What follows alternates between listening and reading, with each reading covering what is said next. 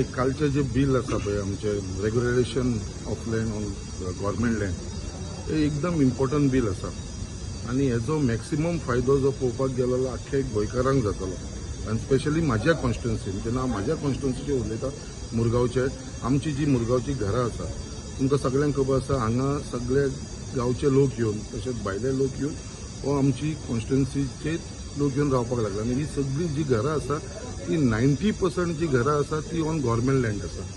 government जाग्याचेर आसा आनी ही जर रेग्युलरायज जातली तर ते लोकांक आयज एक व्हडलो आदार जातलो कित्याक आयज त्या लोकांक लोन घेतलो लोन मेळना घर रिपेरिंगाक लोन मेळना कसल्याकूच कारणाक लोन मेळना आयज गव्हर्मेंटाचे डिसिजन घेतलेले आसा ते म्हाका दिसता मॅक्सिमम फायदो म्हाज्या कॉन्स्टिट्युन्सीक जातलो ऑलमोस्ट 11,000 आमची हाऊस टॅक्स आसा म्हाज्या कॉन्स्टिट्युन्सीन वॉर्ड नंबर 1 to 9 पर्यंत तेजे भितर अरावंड 5,000 घरां आसा तेजे भितरली 4,000 जी घरां आसा ती आमची गोंयकारांची घरां आसा अरावंड 1,000 सुमार ही जी आसा ती भायल्या लोकांची घरां आसा जे कितलींशीं वर्सां जाल्यार येवन थंयसर सेटल जाल्लेले आसा सो म्हाका दिसता हो मॅक्सिमम बेनिफीट जो आसा तो एक्चुअल आमच्या गोंयकारांक जातलो आनी म्हाका दिसता हे काल बिल पास जाल्लेलें आसा ऑपोजिशनान कित्याक हेजेर आवाज केला म्हाका खबर ना बट हेजो बेनिफीट आमच्या गोंयकारांक जातलो म्हाज्याच कॉन्स्टिट्युन्सीन न्हू बट आख्खे गोंयभर ह्या लोकांक बेनिफीट जाता